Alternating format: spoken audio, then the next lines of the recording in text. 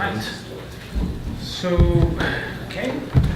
Our last speaker today is Ganatra from USC, and he will tell us about the Gamma and SYZ conjectures. Okay, thanks very much. It's very much a pleasure to be here. So the title of my talk, I realize this ink is a little less visible, is the Gamma and SYZ conjectures, a tropical approach to periods. Everything I will describe is joint work with Mohammed Abu Zaid, Hiroshi Iritani, and Nick Sheridan. We have a paper on the archive and more work ongoing. As the title indicates, let me tell you a little bit about the goal of the project, and I'll say as much as I can about it in the time I have. So the goal is to explain, in the simplest case,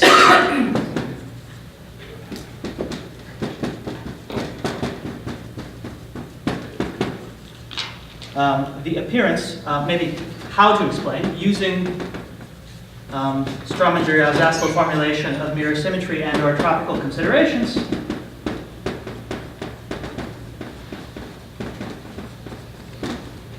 the appearance of a certain characteristic class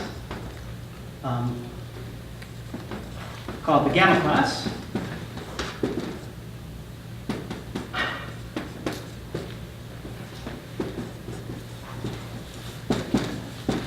and it's expected and conjectured and known in many cases to appear in closed string mirror theorems. It's some interesting transcendental characteristic class that I'll tell you about to start the talk, and hopefully I'll spend some time explaining this class and a little bit about how one is supposed to think of it using SYZ mirror symmetry. Okay, so let me introduce the class first. Okay, so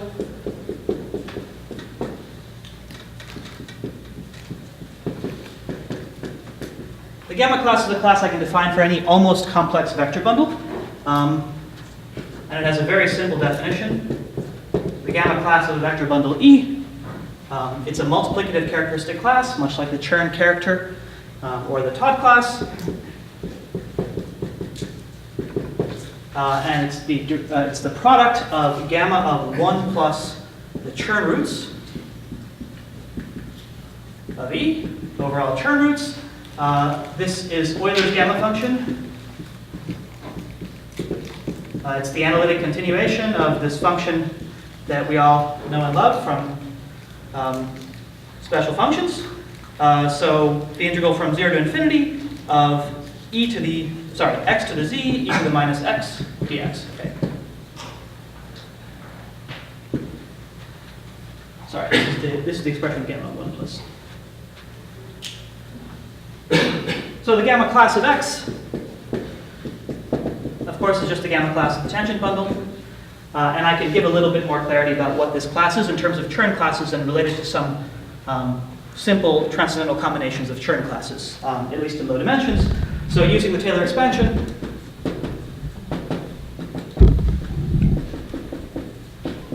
for Euler gamma, or rather for log of Euler gamma, log of gamma of 1 plus c equals negative gamma x plus sum from k equals 2 to infinity of zeta of k over k negative z to the k. Okay, so we have this Taylor expansion. Gamma is the Euler gamma constant. Zeta of k are the Riemann zeta values. We get an expression for the gamma class.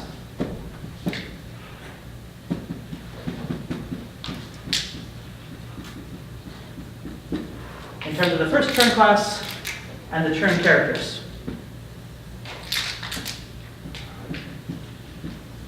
So it's the exponential of negative gamma times first Chern class of x plus the sum of negative 1 to the k minus 1 factorial, zeta of k times the k Chern character.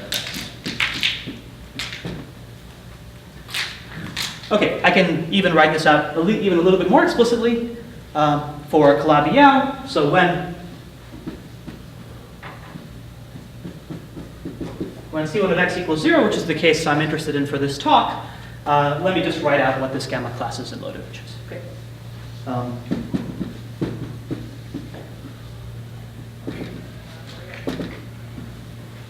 actually don't know.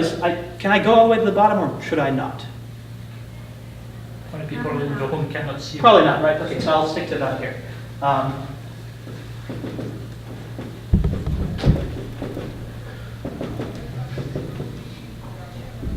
Okay, so I'll give you 1, 2, 3, and 4. There's nothing in 1. Gamma class is just 1. In 2, I see 1 plus zeta of 2 times the second Chern class. In dimension 3, 1 plus zeta.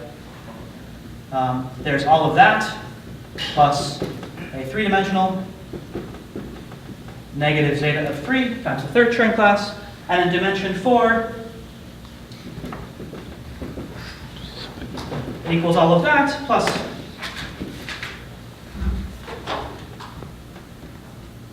C2 squared over 2, zeta of 4 plus zeta of 2 squared over 2 minus zeta of 4, C4. So I just get this from Taylor expanding this exponential function, and this is the first time where we see quadratic contributions in Taylor expansion. These are just linear contributions. Taylor. Okay, anyway, I'm only mostly going to talk about dimensions 1 through 3 here. I'll give some heuristic idea of higher dimensions. So this is the gamma class. And now maybe I should tell you how I'm thinking about mirror symmetry, so I can tell you how the gamma class is supposed to arise in mirror symmetry. Okay, so we'll start with sort of the standard mirror setup for Calabi-Yau mirror symmetry. So let's say we have on the A side our Calabi-Yau symplectic manifold. Its mirror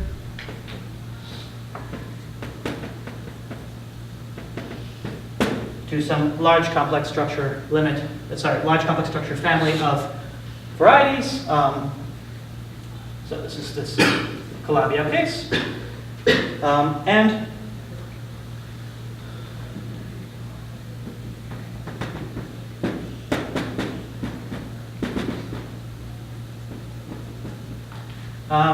let's suppose that there are mirror pairs in the sense that the following data we already know a priori matches up. Okay.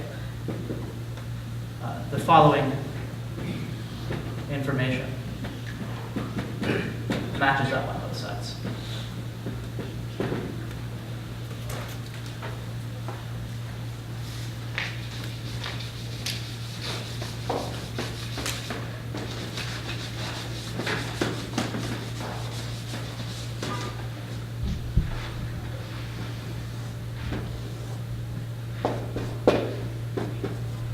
Okay, so on the A side, well, let me talk about the B side first.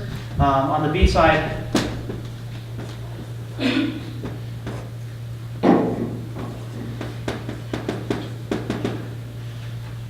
we look at the family of cohomologies of the fibers of this family with its Hodge filtration,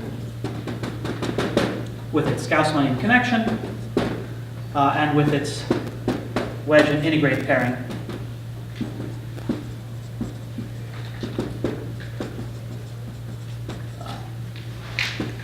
Durand cohomology, if you want. So let's say we know that this matches the relevant A-model variation of Hodge structure, which I'll recall for you.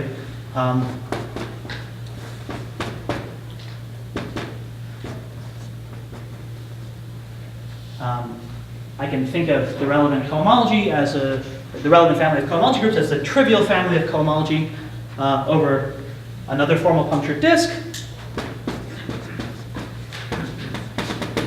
The Hodge filtration is something very simple. It's a degree filtration.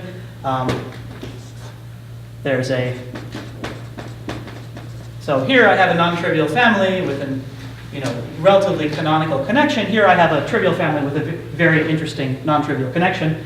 This is the quantum connection. I'm not going to actually describe it in detail because it's kind of orthogonal to what I'll talk about, but it's some flat connection given from quantum product, as you might all be aware of, along with the following pair. Okay, so this is, again, cup and integrate. All right, so mirror symmetry formulated as an isomorphism of variations of Hodge structures say that these types of data are isomorphic, and the isomorphism maybe lives over an interesting isomorphism between the relevant formal disks. Okay, that isomorphism is called the mirror map. I'm going to assume that the mirror map has been trivialized, so I'm just going to choose coordinates here so that they match the Novikov, the usual coordinate here. Okay, so we'll just use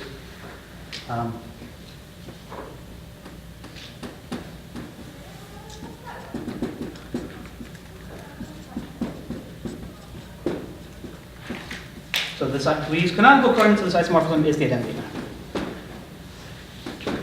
Okay, so let me assume I have this isomorphism,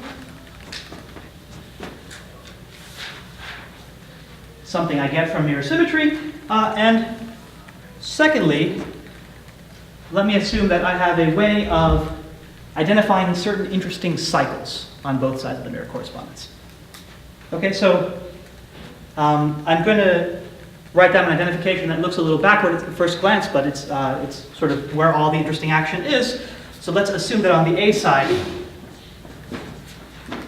Sorry, can I ask what canonical coordinates are?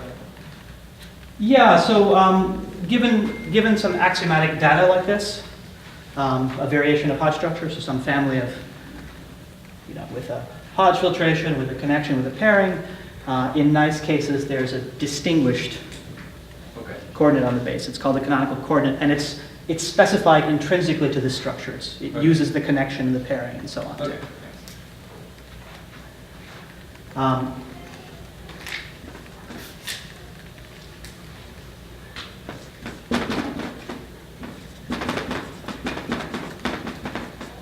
So let's say I further know how to compare certain cycles on one side and another. Specifically, I know how to compare Chern characters of complex vector bundles on my A side with homology classes.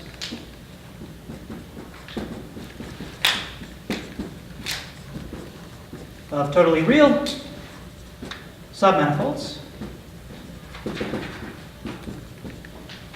Half-dimensional submanifolds in some fixed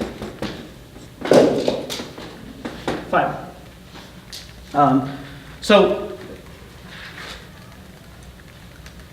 if I were in a setting where I had coupled mirror symmetry, so where I identified the A model of this space with the B model of that space and vice versa, I might get some of these from Chern characters of algebraic vector bundles.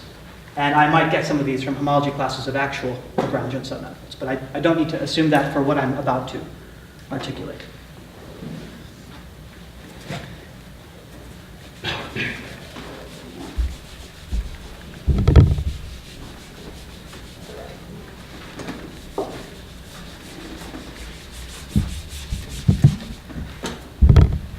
So if I have a mirror pair with these types of identifications, which is something I can often get from geometry, then I can articulate the gamma conjectures.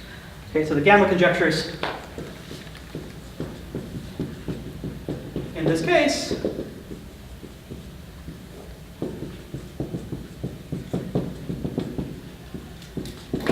after Iritani and Katsarkov, Kontsevich, Pantev,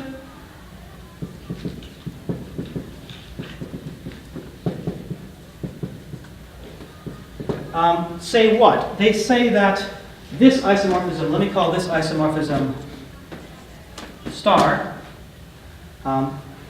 it says that star should match certain integral lattices. Okay, so we have these families of complex vector spaces. We can try to look for integral lattices inside of them. So the following flat families of integral lattices. And I will specify these families using the correspondence 2, or the way they match up using 2, except it won't be as naive as just plugging in 2 into somehow and producing lattices. That wouldn't be flat. It wouldn't be flat, but also there's a correction involving the gamma class. So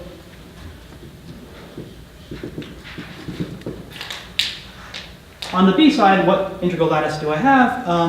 Well, actually, in this case, I just take what I specify here and extend by parallel transport. Okay. So I just look at the system of integral cohomologies. Okay. As thought of as living inside de Rham cohomology by some de Rham-Betty isomorphism. Okay, so this is quite a simple canonical lattice to specify. It's clearly flat. In fact, one definition of the Gauss-Monod connection is this is the flat lattice, or this is a flat lattice. On the A side, I do something a little bit more funny, and here's where the gamma class comes in. I specify what the lattice is in the limit as t goes to 0. So what's t? T is my coordinate on the disk. Okay, so I have this punctured disk, and what I'm going to do is I'm going to say, well, to be a element of this lattice, when I parallel transport to the origin, my asymptotics should take a certain form. Okay, so let me try to specify that. So any element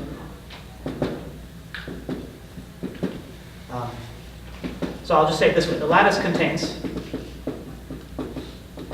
any element of the cohomology of X at a given point Q in my disk, whose corresponding flat section. So given an element here living over some point t equals Q, I can parallel transport to create a flat section in an angular sector. Okay.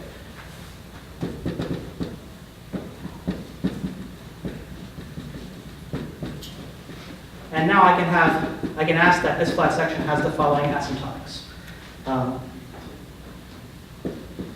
As t goes to 0, roughly, I'll write down an expression, and then I will clarify what everything means. It should be of the form 2 pi I to the dimension of x, t to the minus omega, gamma class of x, cup some additional multiplicative factor, 2 pi I to the degree over 2, Chern character of t. Okay. For some e,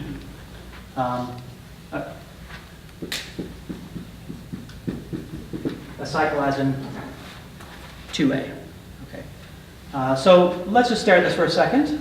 What is this saying? Okay, so there are some multiplicative factors. This is just an overall factor. This is a factor that depends on degree. Okay, so in degree 2k, it's 2 pi I to the k. And now t to the minus omega, how am I supposed to think of this? Well, I just Taylor expand.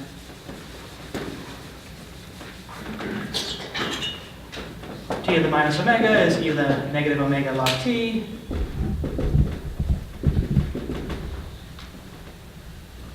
Sum from k equals 0 to n of 1 over k factorial omega to the k, negative log t to the k.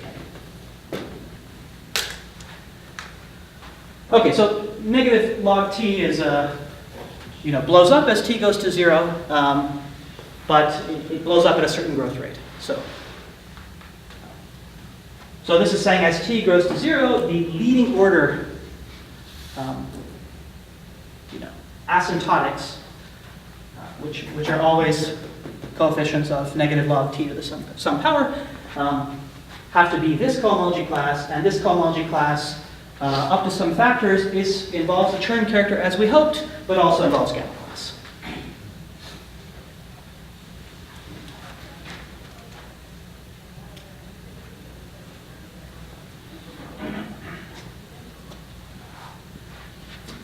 Questions about the conjecture?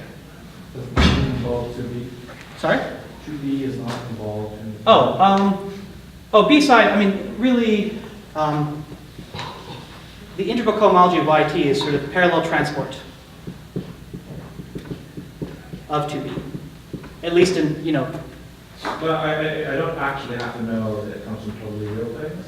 Oh, no, well, okay, I'm just looking at like even or odd, right? So I'm looking in dimension n mod 2 or something. So, you know, here I'm looking at k naught, which is h even.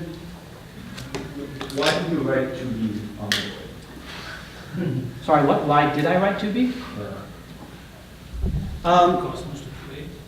Yes, what do I want to say? So this lattice of, okay, let me say it this way. Right now I haven't said a reason to write it, okay? Now I can specify this a little bit more. So how does it match certain lattices, okay? So given, how does it match these lattices? Well, then I have to say where this section goes, okay? And this section goes to the parallel transport of the totally real cycle corresponding to E under this correspondence. Okay, does that clarify things? So it actually tells you a little bit more about which cohomology class you get. Does that mean if you start with a class that didn't come from a totally real submanifold, then on the other side you get something that's not a class of a complex vector bundle? Or you get some other, that same formula but with Chern character? Yeah, that sounds reasonable in examples. I'm not really sure. I'm not. You know, in all the studied examples, I think the answer is yes, but. Okay, so I'm actually going to focus on an arithmetic shadow of this. Okay, so if you know that certain integral lattices match up under this isomorphism variation of Hodge structures, then you actually know a little bit more. You know that their pairings with each other match up. Okay, so I can, in particular, pair all these particular elements with a canonical element, the volume form, and get periods and compare periods. Okay, so in particular,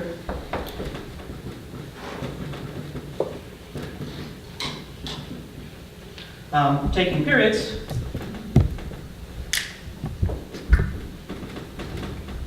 meaning pairing with one, respectively, a particular holomorphic volume form, we obtain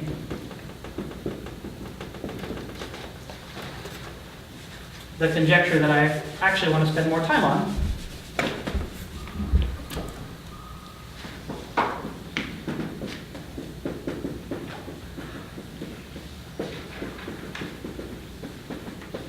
And I'll call it the first gamma conjecture in the Glaviat case. Okay, so this conjecture says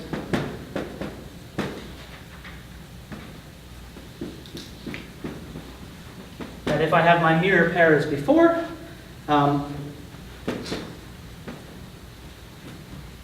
then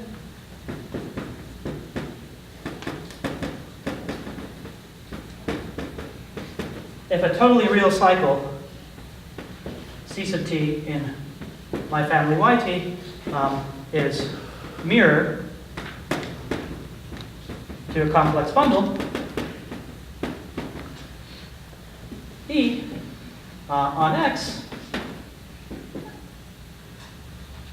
then the periods of CT will have a certain asymptotic form as t goes to 0. Okay, so then the integral of my volume form over this cycle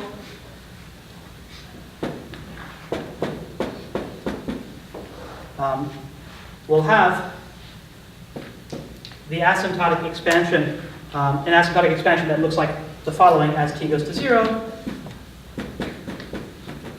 I'll just write almost the same thing I wrote before.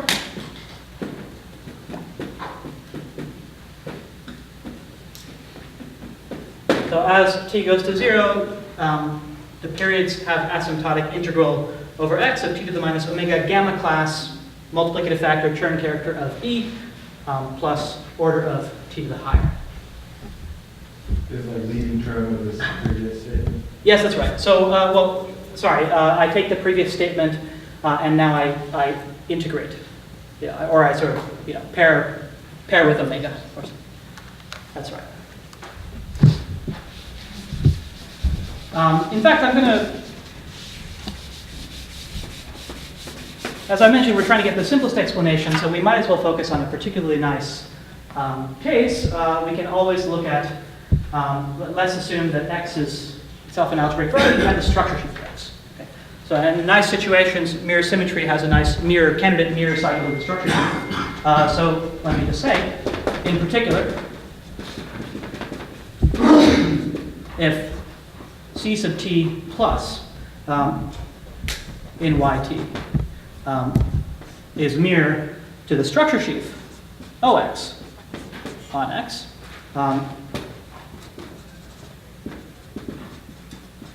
then the period along this mirror cycle C plus, well, it has the same asymptotic form, except the turn character is now 1. Okay, so now I'll just expand this out in powers of log t.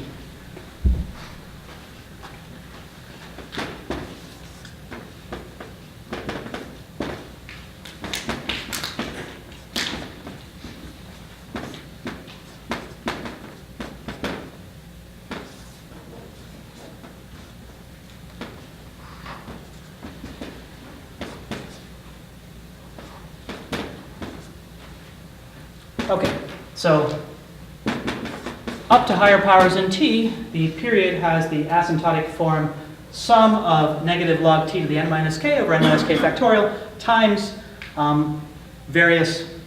the integrals of various cup products of the symplectic form with the degree 2i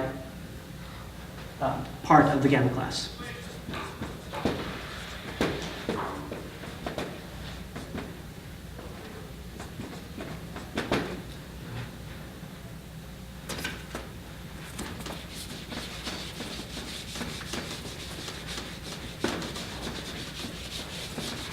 Let's get even more concrete. What does this look like in dimension 2 and dimension 3?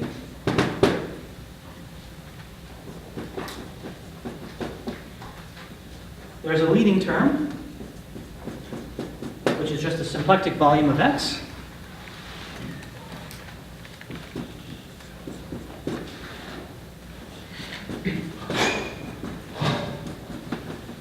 And then plus zeta of 2 times the Euler characteristic of X plus higher. In dimension 3, again, there's a leading volume term.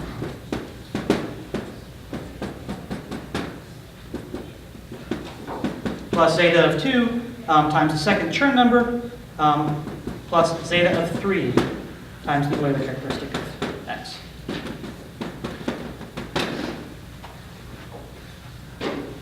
Okay, so a special case of the gamma conjectures in this case predicts that the periods of certain natural cycles on the algebra-geometric side in their asymptotic expansion have things like zeta values. And in this form, the observation is very old. So for instance, already in the original paper of Candelas, de Osa, Green, and Parks, zeta of 3 arises in the asymptotic expansion.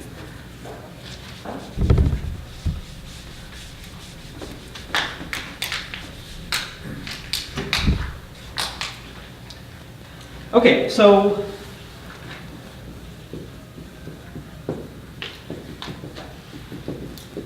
let me spend the remaining time telling you a little bit about what the proposal is that we have and what we can say with it. Okay, so the proposal is to explain the appearance of this gamma class in this last conjecture. Using SYZ mirror symmetry and or tropical ideas, as I mentioned earlier. And I should remark that, just remember that when you have an SYZ mirror pair, we often have the things we're looking for. We have some way to identify cycles in particular. Okay? At least as long as we choose a section on one side, we get an identification between cycles and bundles. Okay, so that's the goal, and let me state a theorem.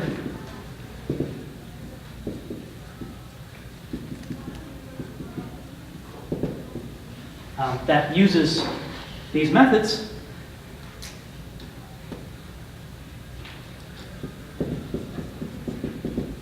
This conjecture at least part B of it, for the sort of mirror of the structure sheaf, holds for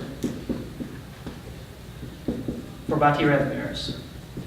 I should say the theorem itself isn't new. Iritani had computed the variations of Hodge structures on both sides explicitly and identified things and checked this, but we have a somewhat softer argument that only uses tropical geometry and doesn't involve, for instance, computing any pseudo-holomorphic curves.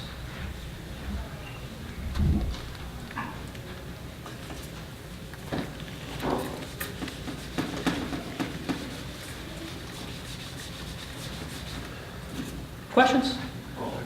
The gamma class is on B side over here.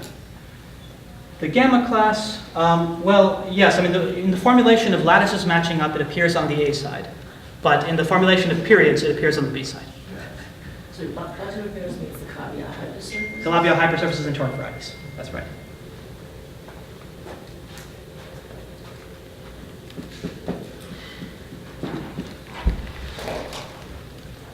So I'm going to start in a somewhat disconnected way when I tell you the ideas we had going into this. And then hopefully I'll put them together, at least to see how this arises in some examples. Okay, so the first thing to say, and this is a somewhat more abstract realization, not coupled to mirror geometry, is that zeta values arise as asymptotic error terms.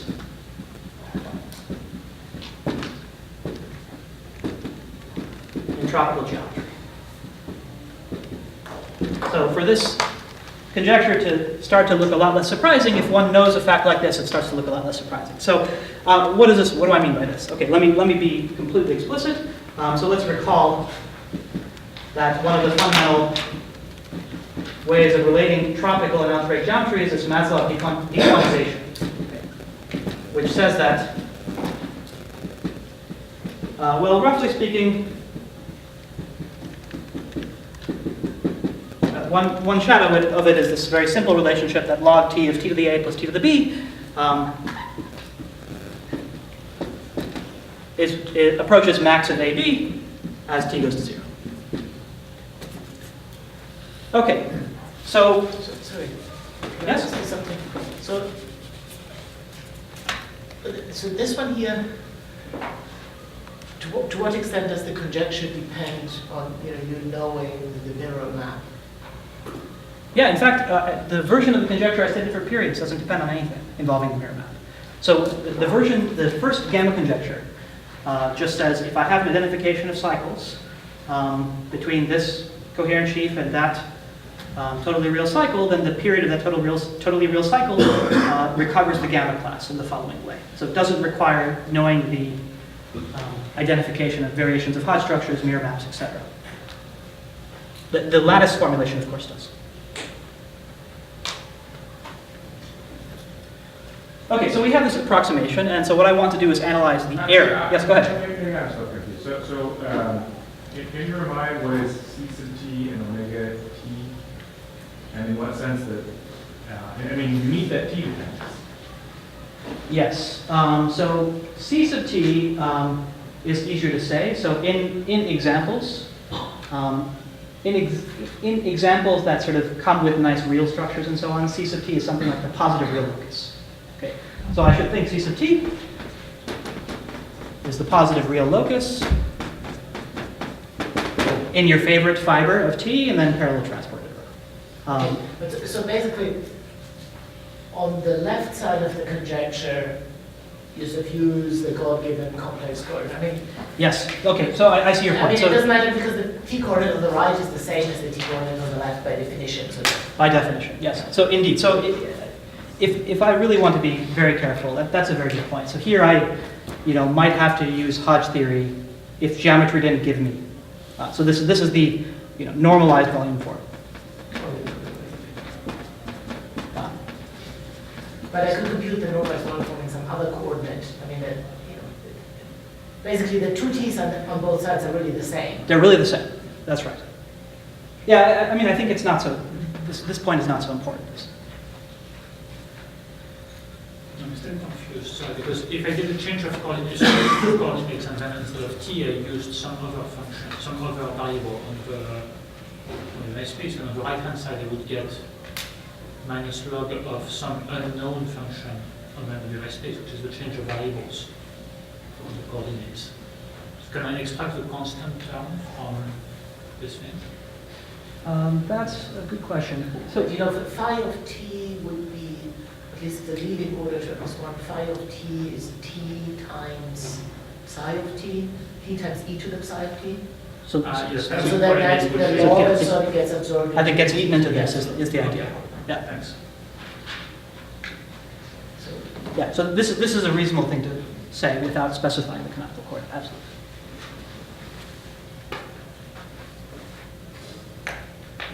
Okay, so we have this Maslov dequantization approximation. In particular, I can do something like integrate it.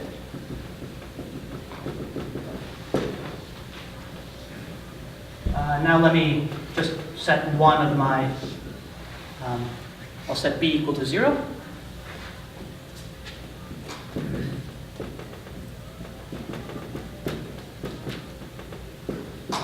Okay, so I arrive at this approximation for this integral. This integral of log t of 1 plus 2 of the ADA is approximately max of 0. Okay, so now what I want to do is analyze the error in this approximation. Okay, so as t goes to 0, there's a subleading error.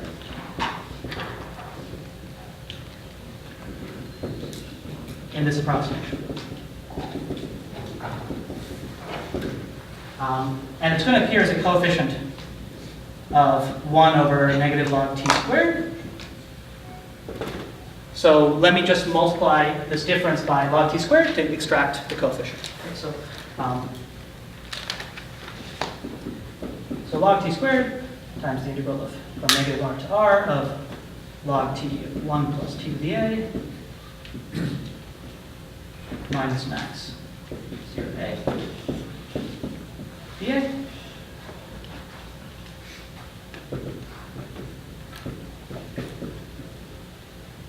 I'm not going to completely write this out, because at some point it becomes a homework problem. Maybe I'm already past that point.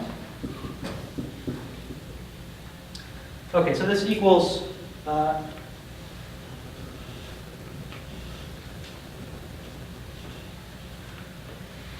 we can check, it just equals twice the integral from 0 to r of log t of 1 plus t to the minus a dA. Great, and now you can just check. This equals zeta of 2 plus O of t to some power. How do I check this? Well, I just Taylor expand log, integrate the individual pieces, and evaluate at the endpoints, and this endpoint provides this term, and the 0 provides zeta of 2, just explicitly as a series. It just falls out.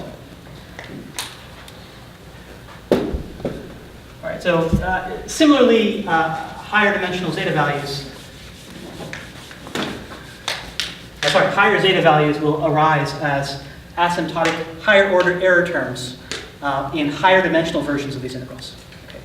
So now I can look at log t of 1 plus t to the a plus t to the b, or something like that, and how it approximately approaches max of, how it approaches its relevant limit, and now take the error and expand, and I get zeta 3s and zeta 2s and so on and so forth. Okay.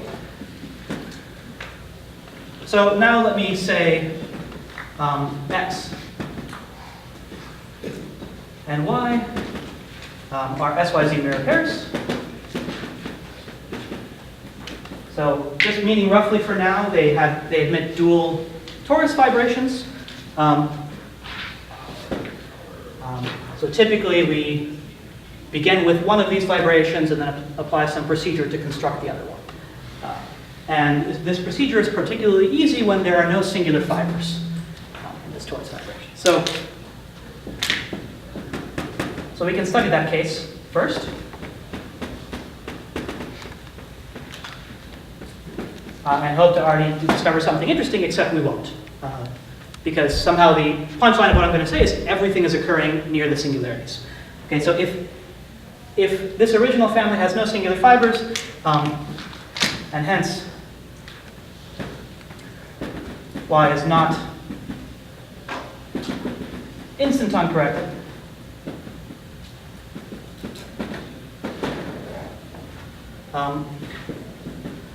then you can just compute that gamma x equals 1. Okay, so in particular, in these low dimensions, the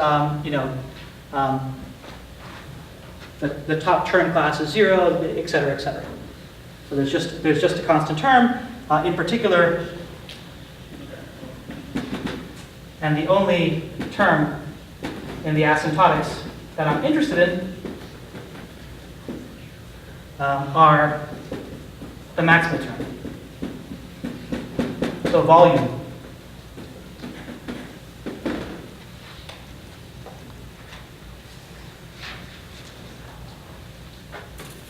Okay, so I have to tell you in this case only how to get the volume of x from a period integral on y. Maybe I won't write this out completely, aside from to say that the volume of x, it's well understood that this coincides with the affine volume of v.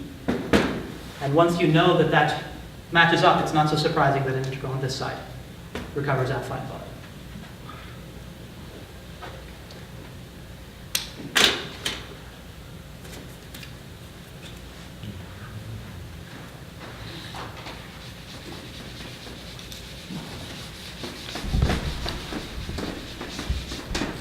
So I want to spend a few minutes. So what this tells us is, well, we can get volume using fairly elementary considerations. Now, how do we get the subleading terms? We're supposed to, the idea is we're going to see in our period integral some approximations that look like this appearing in some integral, and we will try to understand their subleading terms and see zeta values, and in particular gamma class pop out. Okay, so let me give you a little bit of an outline of that, of how that works in general, and then I'll focus on one simple case that goes beyond smooth fibers if there's time.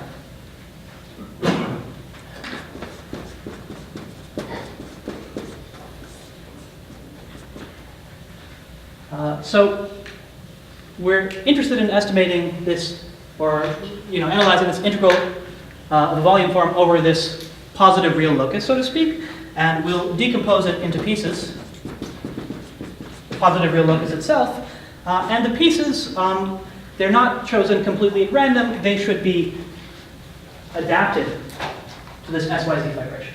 Okay, so we're supposed to imagine that our real locus is something like a section on this side. So some decomposition of the base here, that's nice with respect to the affine structure, should give us the decomposition we're after. Okay, so we decompose t sub t plus into pieces adapted to a nice, meaning compatible with affine structure,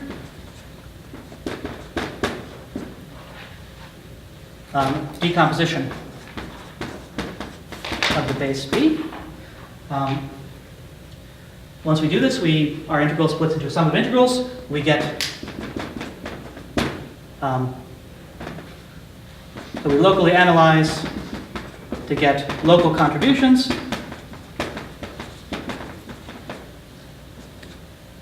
to gamma class, or rather, this asymptotic expansion. Then we add them up.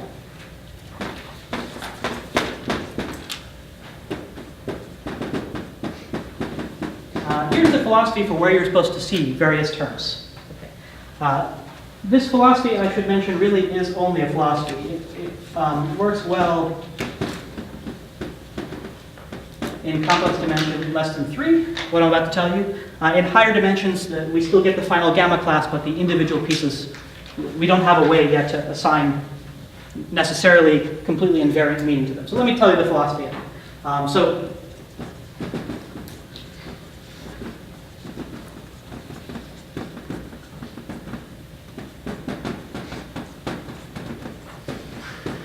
So the idea first is that, well, our SYZ vibration has lots of singularities, and we can stratify them. And given singularities of a given codimension, they come in different types.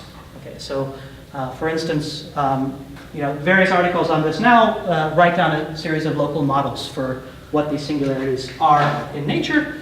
And so the idea is that different singular strata We're going to choose our decomposition adapted to different singular strata of this SYZ vibration. It should surround the various singular strata. And this will introduce zeta values into the asymptotics.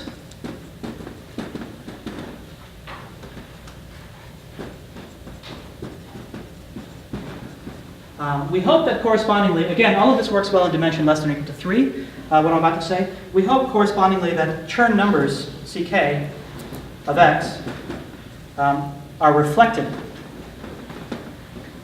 in the combinatorial configuration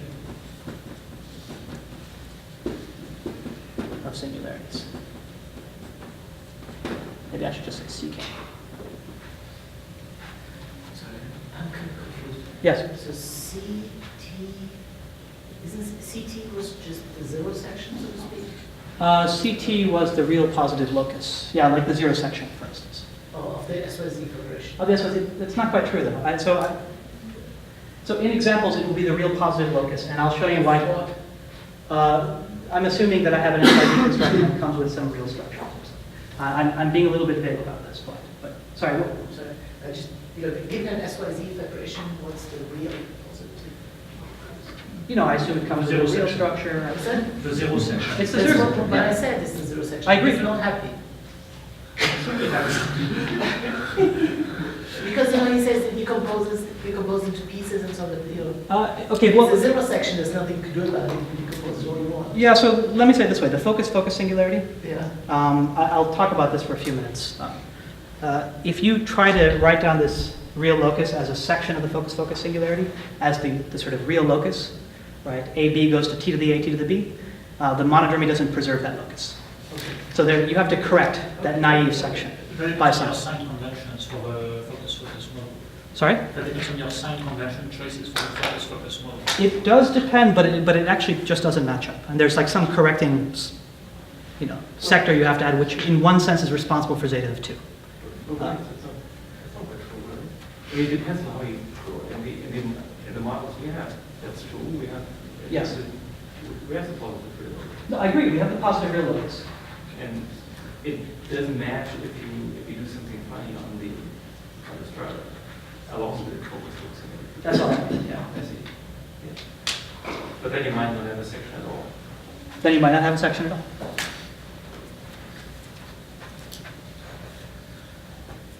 So what do I mean here? Well, in low-dimensional examples, for instance, the K3 has, the standard SYZ vibration associated to a K3 has 24 focus singularities, and its Euler characteristic is correspondingly 20. For the quintic, you can look at its highest codimension singularities of the SYZ vibration that's supposed to exist on it. They come in two different varieties of singularities, and one of them contributes a +1 to Euler characteristic, and one of them contributes a -1 to Euler characteristic. But you can realize the Euler characteristic as some sort of enumeration of singularity types. Again, we don't have a precise picture in high dimensions, but in low dimensions, this type of philosophy seems to work pretty well.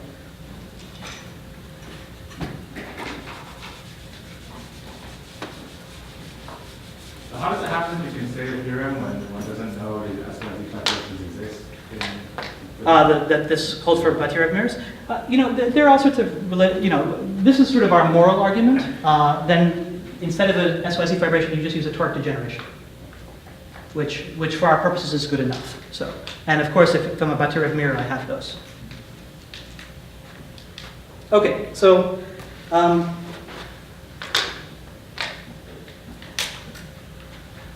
recall in the asymptotics there are some omega to the k factors, and they're supposed to measure the affine length, area, or volume in whatever dimension of various strata.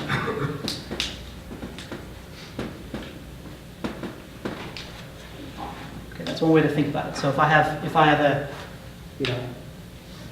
in dimension 3, for instance, I generically have a one manifold worth of codimension, which look like focus singularities cross smooth. And so I can look at their affine length, and that's going to be a factor that will.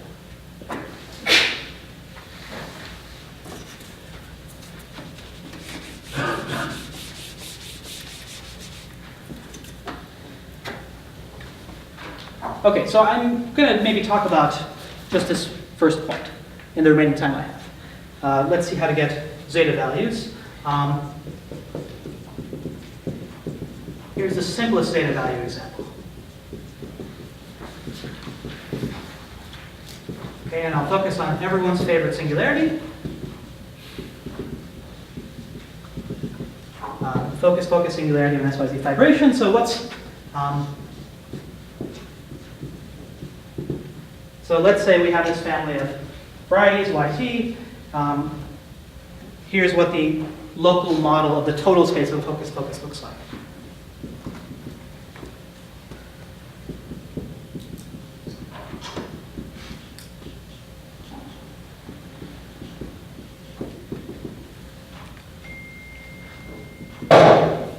So I can set it up so that YT actually is analytically at least not changing.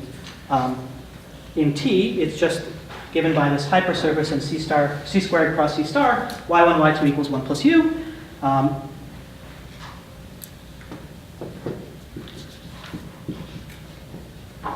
So what's the SYZ vibration? To say what it is, I'm going to introduce coordinates.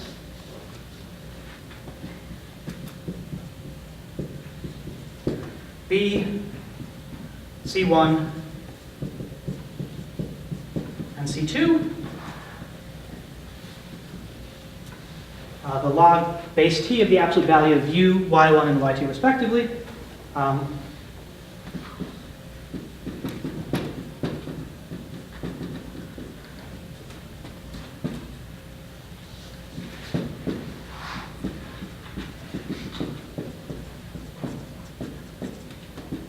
So I'm not going to write down the explicit SYZ vibration. I'll write down an approximate model using these coordinates in certain regimes. Okay. So it can be approximately modeled by, let's see. So this is, of course, away from y1, y2 equals 0, which is the singular fiber. Okay, so I'm going to model my SYZ vibration away from what will eventually be the singular fiber in my. Wait, y1, y2, that's not the singular fiber of the SYZ vibration. So c'est pas aussi un favor de la Syz vibration. Yes, thank you. Let me just say it this way. Okay, I'm just going to look at a patch away from y1 equals 0, y2 equals 0. The SYZ vibration can approximately be modeled by the following. Let me call the function p, and if C1 is really big, then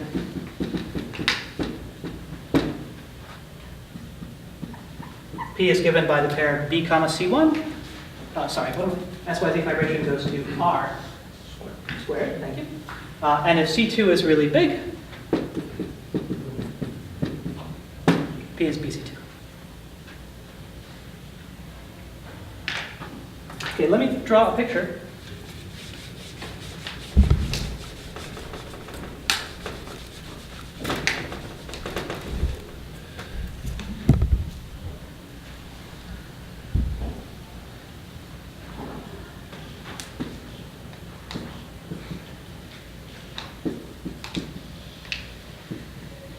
The relation between coordinates is, well, C1 plus C2 is logs of t of 1 plus t to the u, which is approximately the limit as t goes to 0, max of 0b. So bigger than 0, I think you mean C1 much bigger than C2 or something. Yes, I do.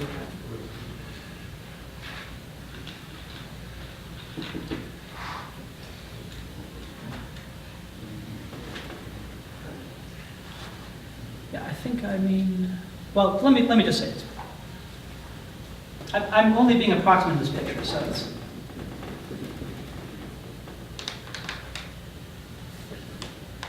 Okay, so here's r squared.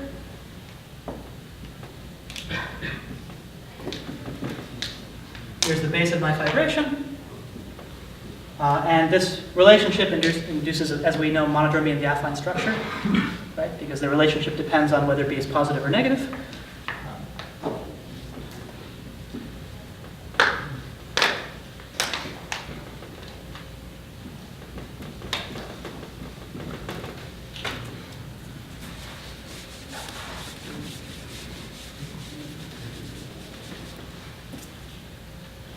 So all I want to extract from this base is actually how to localize my period integral. I want to extract something very simple, which is why I'm not sort of working out the full details of the SYZ construction. I want to extract what region should I, this is a local model. What region around the origin is a good region to integrate on? And the philosophy that we mentioned was we should use some sort of region bounded by functions that are affine functions. Okay. So a good region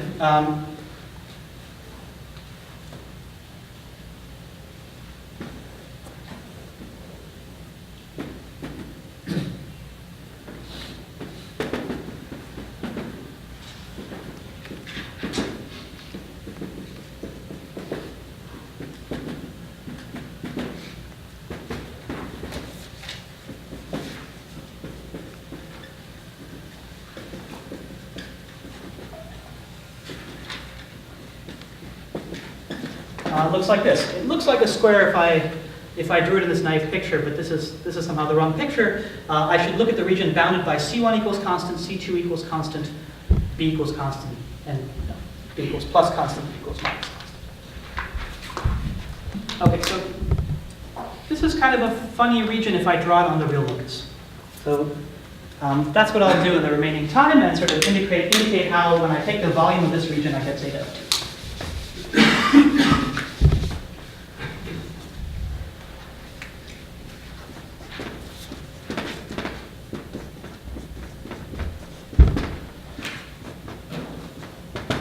So in B, C1, C2 coordinates, the real locus is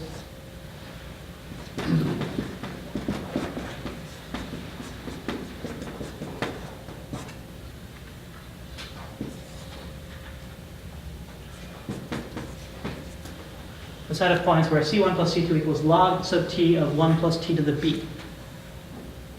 Right, this is the real positive locus in yt. Written in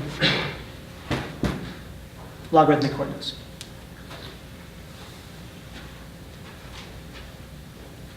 Okay, so I can draw this.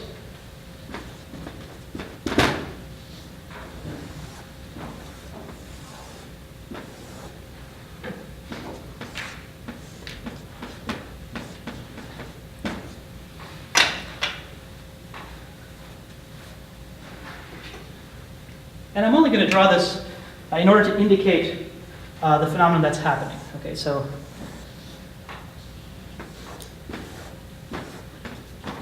which is I want to draw the level sets of B, C1, and C2 on this, so that I can really understand what this region looks like on the real locus. It's a bit of a funny region because of this monodromy.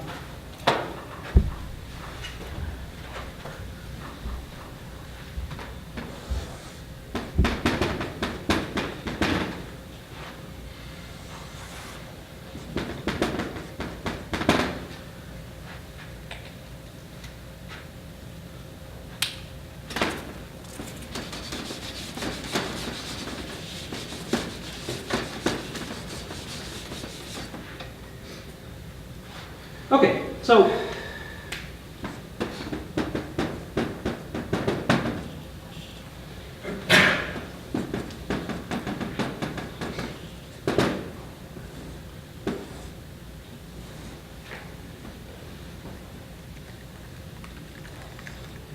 sorry, this is a section of this, I just, for the coordinate challenge people here. yeah. So what I'm doing is something a little bit more naive. I'm sort of approaching this focus singularity as a sort of a hypersurface in this open toric variety.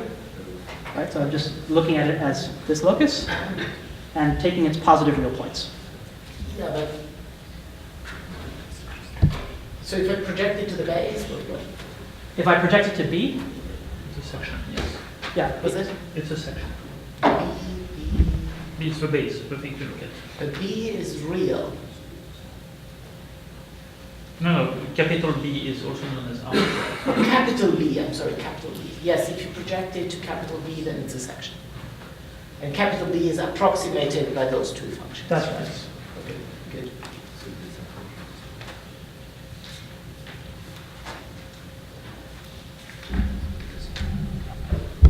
So I think maybe let me, I have approximately 0 minutes.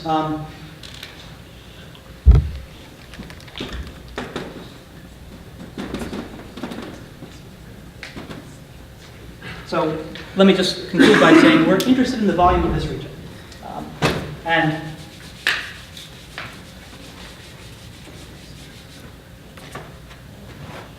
there's this kind of bent curve, and then I can straighten it out by taking the limit as t goes to 0.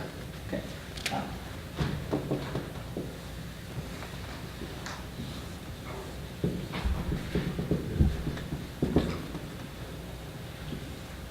And if I take the volume of the straightened out piece, it looks like affine volume, but then there's a correction, which is the difference between this bent part of the real locus and affine volume, and this correction is zeta of 2. Okay. So this correction, I mean, I'll just write it out. It's exactly some version of the integral we considered before.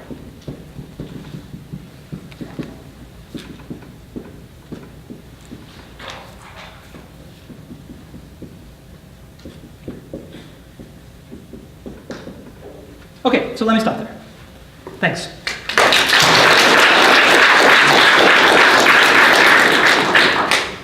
Right, any questions?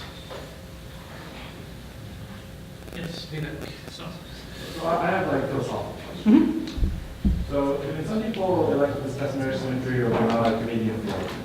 Yes, So this, you know, Ganatra-Archimedean field trusts the geometry exact on its observation. that's right. So, does your approach lead you to believe that there should be some version of this without the gamma factors in a non-Archimedean setting? No, I don't believe it. So we actually studied this in the non-Archimedean setting first. And what we found was this funny phenomenon that if you look at the sort of SYZ vibration, you just look at what singularity, and construct this non-Archimedean mirror using Novikov rings and so on. The thing that you naively write down to be the real locus, this sort of naive section, isn't closed.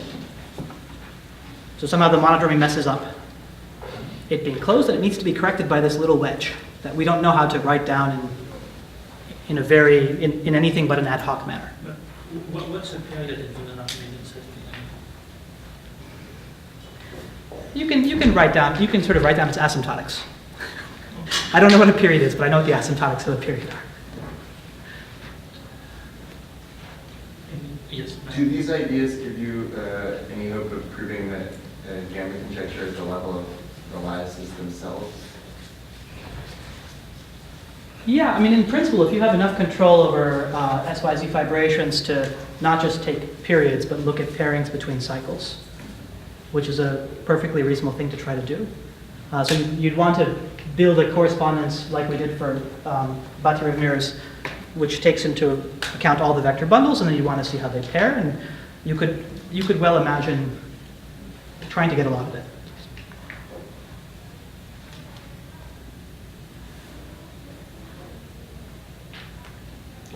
Thanks again. No more questions, then.